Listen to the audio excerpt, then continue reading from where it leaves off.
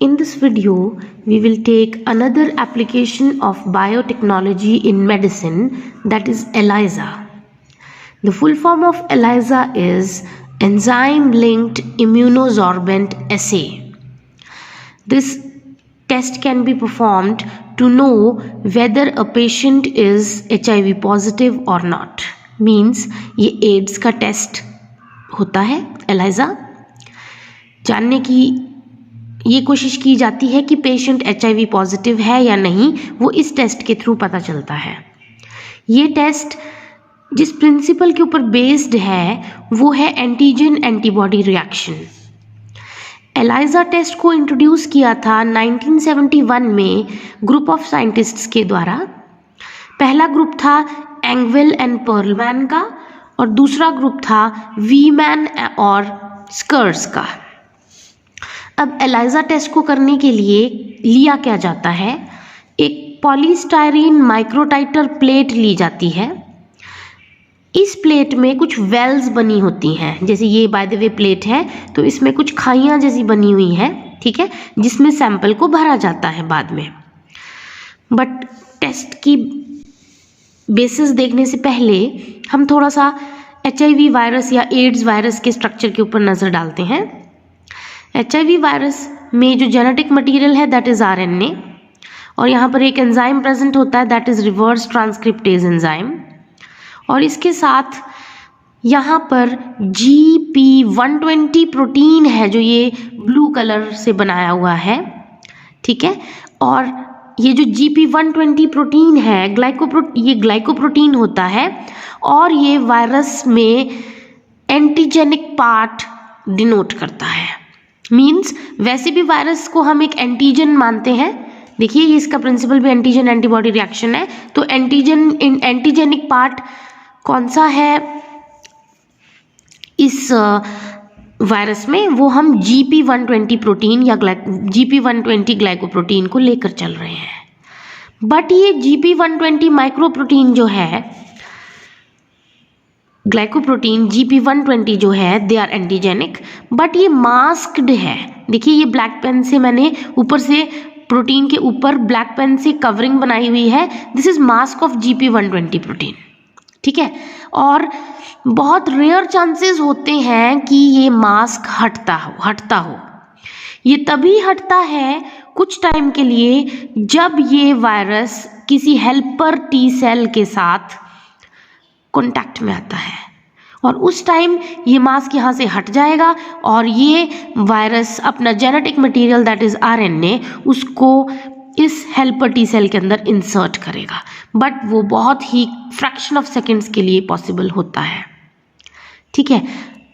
उसके बाद देखिए ये वही है GP120 ग्लाइकोप्रोटीन्स आर एंटीजेनिक, यही बताया मैंने आपको कि ये एंटीजेनिक पार्ट ऑफ वायरस है।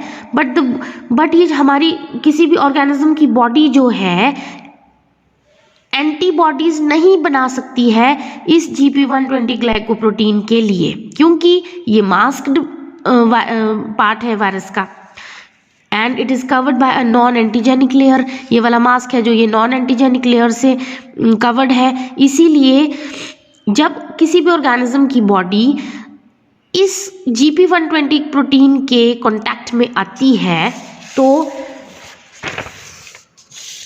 ये अनमास्क हो जाएगा GP120 ग्लाइकोप्रोटीन, है ना, और वायरस अपना genetic material helper T cells के अंदर इंजेक्ट कर देगा। और यही टाइम है फ्रैक्शन ऑफ सेकेंड्स जब ऑर्गेनिज्म की बॉडी एंटीबॉडीज इस पर्टिकुलर एंटीजन के अगेंस्ट बनाएगी, ठीक है। तो अब इसके अगले स्टेप में देखते हैं क्या होता है। हमने ये माइक्रोटाइटर प्लेट ले ली है, ठीक है, और इस माइक्रोटाइटर प्लेट में GP120 प्रोटीन को डाला है, एड्सॉर्ब हो गया ये इसके सरफेस की वेल के अंदर माइक्रोटाइटर प्लेट में, ठीक है। और ये था स्टेप नंबर 1, सॉल्यूशन जो लिया है उसमें GP120 प्रोटीन है और ये ग्रीन से जो बनाया है ये एड्सॉर्ब हुआ है यहाँ पर, ठीक है। एड्सॉर्ब होने के बाद इसको 24 डिग्री सेल्सियस और 30 मिनट्स के लिए रख दिया जाएगा, ठीक है। फिर सैंपल को डिस्कार्ड कर दिया जाएगा क्योंकि जो एड्सॉर्ब होना था वो तो हो जाएगा उस समय में। उसके बाद क्या किया जाता है, जिस भी ऑर्गेनिज्म का HIV टेस्ट करना है उसका सीरम लिया जाएगा, ठीक है, और उस सीरम को स्टेप नंबर 2 में इस प्लेट में ऐड कर दिया जाएगा। प्लेट में ऐड कर दिया गया, ब्लैक पेन से जो है ये सीरम एडेड स्टेप 2 में, और अगर उस इंडिविजुअल के सीरम में एंटीबॉडीज प्रेजेंट होंगी तो वो इस एंटीजन जो ग्रीन से बना है उसके ऊपर अटैच हो जाएंगी। फिर से इस सैंपल को अगेन वही टेम्परेचर और उतने ही टाइम के लिए रखा जाएगा। एंड आफ्टर दैट जो है थर्ड स्टेप में हम एक स्पेसिफिक एंजाइम लेंगे, है ना, और वन सच एंजाइम जो है दैट इज एल्कलाइन फॉस्फेटेज। ये जो एल्कलाइन फॉस्फेटेज है ये इस एंटीजन एंटीबॉडी कॉम्प्लेक्स के ऊपर अटैच हो जाएगा, ठीक है। अटैच होने के बाद इसकी खास बात, इस एंजाइम की खास बात ये है कि ये अकेला एंटीजन को अटैच नहीं होगा और ना ही अकेली एंटीबॉडी को अटैच होगा, ये एंटीजन एंटीबॉडी कॉम्प्लेक्स को अटैच होगा, ठीक है। तो इस स्टेप में एंजाइम को भी हमने ऐड कर दिया, फिर से वही चीज़ 24 डिग्री सेल्सियस 30 मिनट्स, और उसके बाद सैंपल को फिर से हमने एंजाइम को भी हमने डिस्कार्ड कर दिया, थ्रो कर दिया एक्स्ट्रा मटेरियल, ठीक है। अब वो जो माइक्रोटाइटर प्लेट थी जिसमें 3 चीज़ें हैं, पहली चीज़ है एंटीजन, दूसरी चीज़ थी एंटीबॉडी और तीसरी चीज़ थी एंजाइम, और लास्ट में उसका कॉम्प्लेक्स बना हुआ है एंटीजन एंटीबॉडी एंजाइम कॉम्प्लेक्स। इस माइक्रोटाइटर प्लेट को जिसमें ये कॉम्प्लेक्स है उसको हमने स्पेक्ट्रोफोटोमीटर के अंदर रख दिया, ठीक है। अब ये जो स्पेक्ट्रोफोटोमीटर है it will show which wavelength is absorbed and which wavelength is reflected. Spectrophotometer में इस तरह का फिनोमिना होगा, अगर एब्जॉर्ब हो जाएगा कॉम्प्लेक्स तो कोई कलर्ड प्रोडक्ट बनेगा। देखिए ये शॉर्ट में मैं फिर से बता रही हूँ, एंटीजन GP120 था, एंटीबॉडी सीरम ऑफ पेशेंट था, एंजाइम जो है वो एल्कलाइन फॉस्फेटेज था, ये कॉम्प्लेक्स बना हुआ है और इसने एक कलर्ड कॉम्प्लेक्स बना दिया है। ये स्ट्रक्चर है, ग्रीन से मैंने बनाया एंटीजन GP120, ब्लैक से बनाई है मैंने antibody from serum of patient, और बाहर वाली कवरिंग जो है that is alkaline phosphatase enzyme की, ठीक है। अगर ये कलर्ड कॉम्प्लेक्स बनता है this shows that the individual or patient is HIV positive.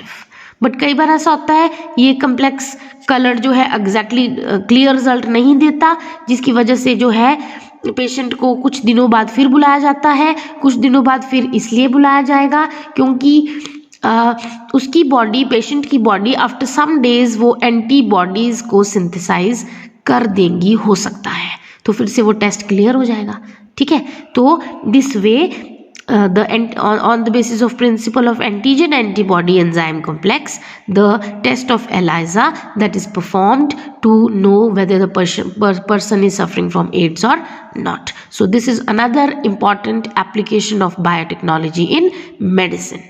Thank you.